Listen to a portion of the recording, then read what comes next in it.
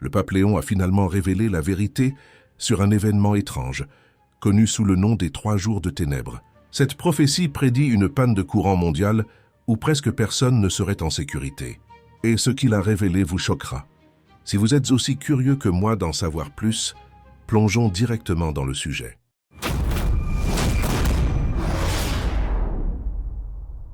Comme nous le savons tous, l'expression 3 jours de ténèbres est célèbre dans certains cercles catholiques. Les gens imaginent que c'est un jugement soudain. Nous visualisons tous des bougies bénies, des fenêtres scellées et des démons dans l'air. Oui, ça ressemble à un film. Cela se propage rapidement sur les réseaux sociaux et génère de la peur. Mais est-ce un enseignement de l'Église? Eh bien, la réponse courte est non. L'Église n'a pas enseigné cette prophétie comme doctrine, et les textes officiels du Vatican ne la présentent pas comme une croyance obligatoire. Alors, d'où est-elle venue? Beaucoup pointent du doigt 2 noms. L'un est celui de la bienheureuse Anne-Marie Taïgi, une épouse romaine et mystique du XIXe siècle. L'autre est Marie-Julie Jahenny, une mystique française du début du XXe siècle. Leurs citations sont assez populaires sur les réseaux sociaux. Elles mentionnent des ténèbres mondiales et la mort pour ceux qui regardent à l'extérieur. Mais chaque fois que des érudits recherchent les documents originaux, ils trouvent souvent des lacunes.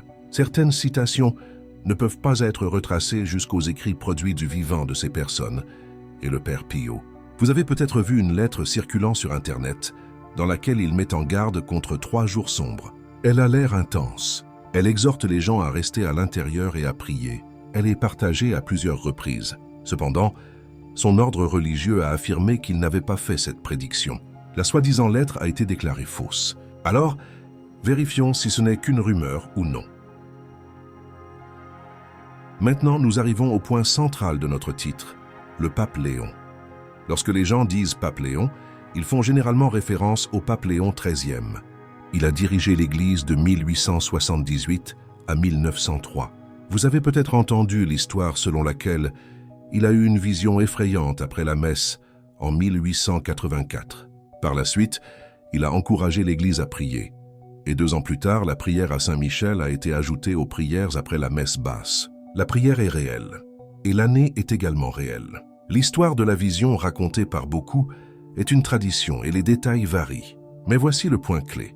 Il n'y a aucun enseignement papal du pape Léon XIII qui prédise 3 jours futurs de ténèbres. Aucun. Maintenant, soyons précis. La prière à Saint-Michel commence ainsi. Saint Michel Archange, défendez-nous dans le combat. Elle a été annexée à un ensemble de prières, récitées après la messe basse, souvent appelées les prières léonines. Cette addition a eu lieu en 1886. Le but était la protection spirituelle et le soutien de l'Église, et non une prédiction de panne de courant. Au fil du temps, l'obligation de réciter ces prières après la messe a été retirée. Pourtant, de nombreux catholiques aiment la prière aujourd'hui et l'utilisent de manière privée. C'est de la vraie histoire, et elle reste vraie sans aucune distorsion.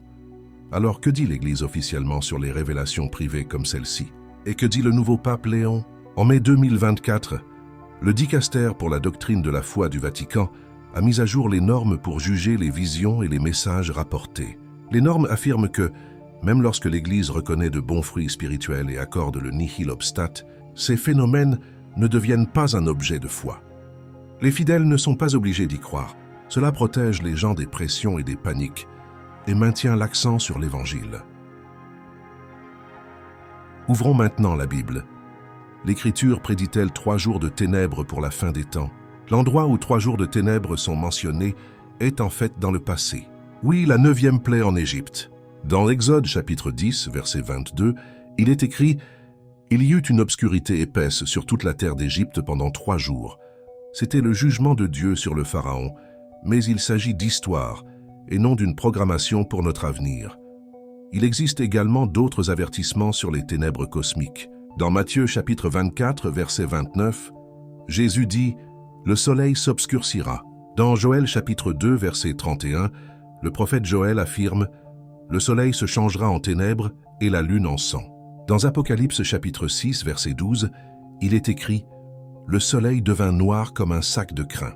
Dans Amos chapitre 8, verset 9, Dieu déclare « Je ferai coucher le soleil à midi ». Ce ne sont pas seulement des phrases, mais des images fortes. Elles nous enseignent à nous repentir et à rester vigilants. Mais dans Marc chapitre 13, verset 32, Jésus dit aussi « Pour ce qui est du jour et de l'heure, personne ne sait. » Oui, nous n'avons pas reçu de calendrier. Voici le récit que beaucoup de gens répètent. Après la messe de 1884, le pape Léon XIII s'est arrêté, est resté immobile et est devenu très pâle. On dit qu'il aurait entendu une conversation sombre entre Satan et le Seigneur sur un temps d'épreuve pour l'Église. Par la suite, il a écrit la prière à Saint Michel. Cette histoire vit dans les traditions orales, mais comme d'habitude, certains détails varient. Les faits centraux, cependant, sont que le pape Léon XIII a encouragé la prière et que la courte prière à Saint Michel a été ajoutée en 1886 aux prières après la messe basse. Ce sont les faits que nous pouvons vérifier aujourd'hui. Alors pourquoi ces rumeurs continuent-elles de croître? La peur se propage, mais la foi n'est pas la peur. L'Église nous appelle à l'espérance, à la vigilance et à la prière, non à la panique, aux achats effrénés ou à la superstition. Dans la première épître aux Thessaloniciens chapitre 5 verset 6, Saint Paul écrit « Vous êtes tous des enfants de la lumière, et vous ne devez pas être surpris comme ceux qui sont dans les ténèbres. » Dans Marc chapitre 14 verset 38, Jésus nous dit de veiller et de prier. C'est notre chemin, et les bougies bénies, vous trouverez de nombreuses affirmations. Certains disent que seule la cire d'abeille pure brûlera dans les ténèbres. D'autres affirment que les autres bougies ne fonctionneront pas.